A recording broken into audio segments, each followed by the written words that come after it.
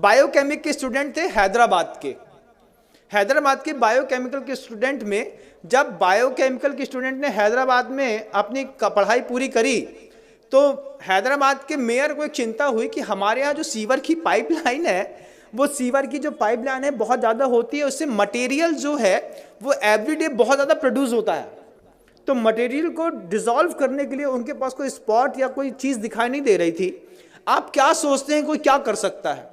जब ये question mayor के दिमाग में खड़ा हुआ कि जो मतलब मैन का बायो प्रोडक्ट है, जो भी मल वगैरह निष्कासित होता है, तो सीवर कनेक्टेड कर दिया, सबके यहाँ के सेप्टिक टैंक हैदराबाद में अलग कर दिए।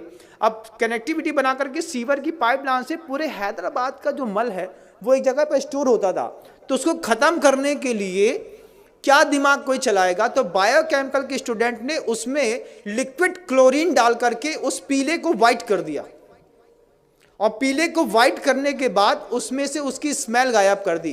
क्लोरीन NaCl, आपने अगर नमक का सूत्र सुना हो तो बंधुओं, मतलब सोडियम अलग होता है, क्लोराइड अलग होती है, NaCl2 ये उसका रासायनिक फॉर्म है।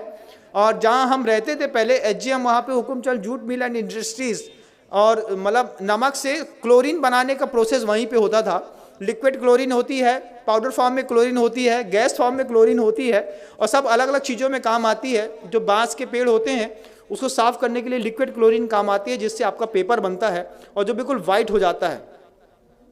तो वो बायोकेमिकल के जो स्टूडेंट हैं, वो बायोकेमिकल के स्टूडेंट ने पूरे के पूरे जो मल हैदराबाद के बाहर इकट्ठा होता था उसमें क्लोरीन को डाल करके मिक्सअप करके पीले से वाइट कर दिया। फिर जो वो पूरा एक पेस्ट के रूप में था उसको ड्रायर में डाल करके सुखा दिया, उसका पाउडर फार्मिंग कर दी।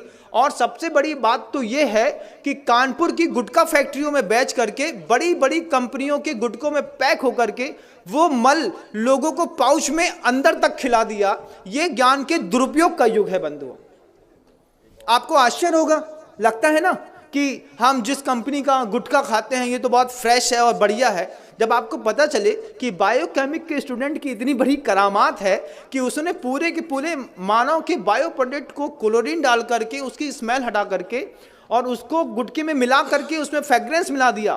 फ्रेग्रेंस का कारोबार कितना बड़ा है कभी आप सोच भी नहीं सकते, कुछ नहीं सोच सकते। और आपको तो खुलते ही साथ ही खुशबू आती है, एक तेज स्मेल। आप किसी भी कंपनी के गुटके को 5 मिनट के लिए एक पानी में डाल दीजिए, थोड़ी देर उसको हाथ से मसल के देखिए, फिर आपको पता चलेगा, जब इसकी स्मेल हट जाएगी फिर उसको खा के देखिए, तब पता चलेगा कि हम अपने मुंह में क्या खाते हैं।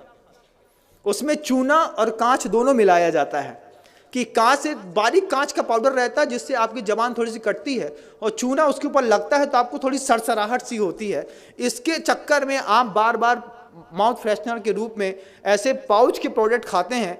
बायोकेमिक के स्टूडेंट ने पूरा का पूरा मानव मल उठा करके पाउचों में पैक करके कानपुर की गुटखा फैक्ट्री में जा करके एक बार ऑब्जर्वेशन तो करिए बंधुओं, तब समझ में आएगा ये गुटखा खाने वाले लोग सुबह सुबह मानव का मल खा करके अपनी जिंदगी की शुरुआत करते हैं। ये बायोकेमिक के स्टूडेंट का कमाल है।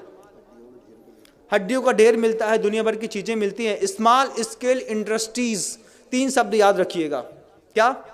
स्मॉल स्केल इंडस्ट्रीज, ये 3 शब्द याद रखेंगे तब आपको पता चलेगा कि स्मॉल स्केल इंडस्ट्रीज के चक्कर में कैसे यूरिया से, साबुन से, शैम्पू से दूध बनाते हैं, कैसे सड़ी हुई चीज़ों से अच्छी पिज़्ज़ा बर्गर बनाते हैं और आपको खिलाते हैं। जो हमारे यहाँ का व्यंजन ही नहीं था वो सब हम आप खा रहे हैं, वो सब कुछ कर रहे हैं। ये स्मॉल स्केल इंडस्ट्रीज़ का कमाल है।